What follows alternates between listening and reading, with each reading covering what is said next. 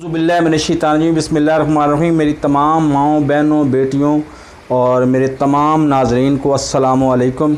सबसे पहले तो नीचे लगे सुर्ख बटन को यार दबा ही दो और साथ बेल आइकॉन को भी दबा दो ताकि मेरी हर नई आने वाली वीडियो आपको इसी तरह से मिलती रहे।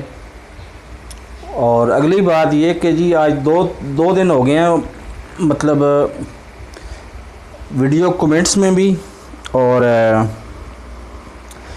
फिलखसूस व्हाट्सएप नंबर मैंने बदकिस्मती से अपना व्हाट्सएप नंबर भी सबको दे दिया हुआ है।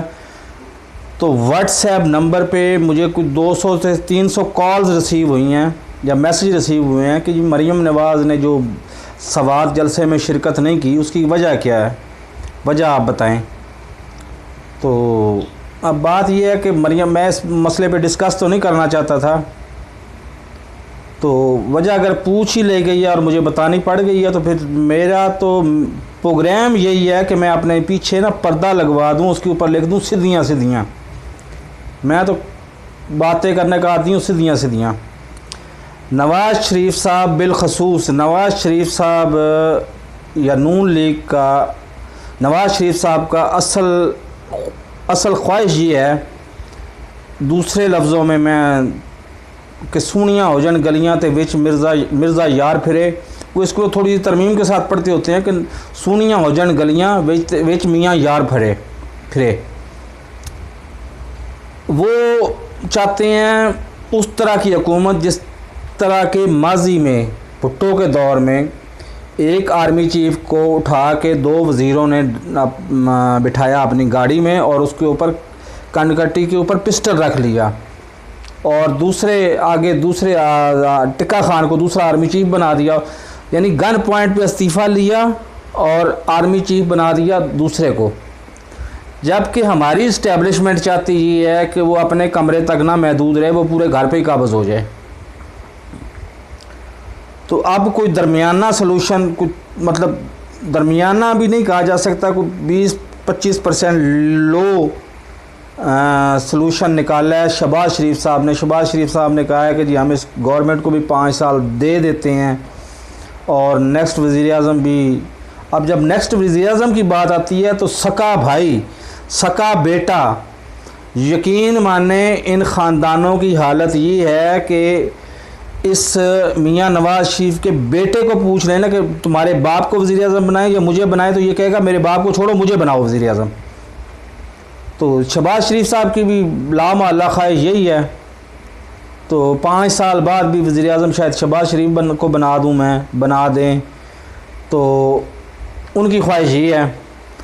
अगर मरियम नवाज़ साहब उस जलसे में चली जाती तो मफामती, ये जो नाम ने मफामती पॉलिसी है, वो फिर को उस तरह की हरकत कर देती हैं उधर बैठ के और फिर वो मफामती पॉलिसी तो साइड पर रह जाती।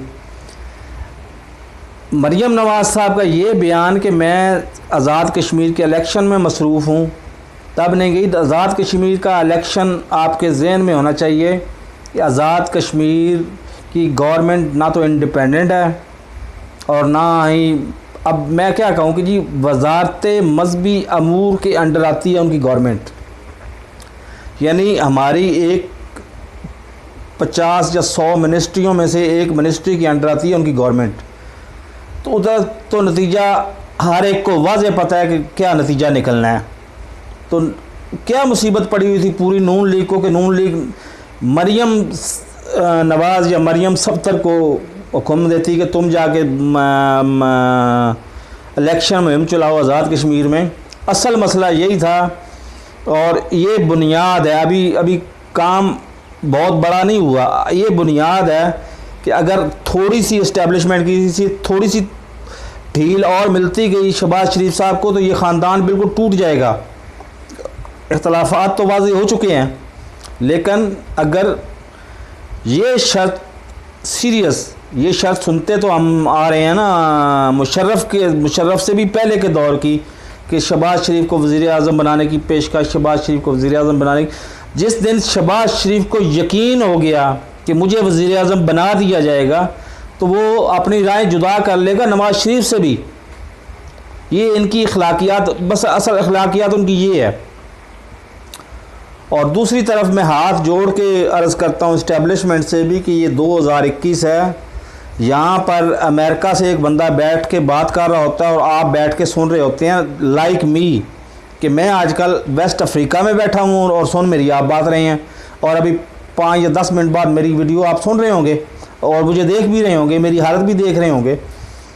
तो इस दौर में आप पूरे घर पे मतलब टेक ओवर करने के बारे में ना सोचें, आप के ऊपर और ही बहुत बड़ी जिम्मेदारियां हैं। तो आप प्लीज़ टेक ओवर के बारे में ना सोचें। तो बहुत बहुत शुक्रिया। अल्लाह हाफ़िज़।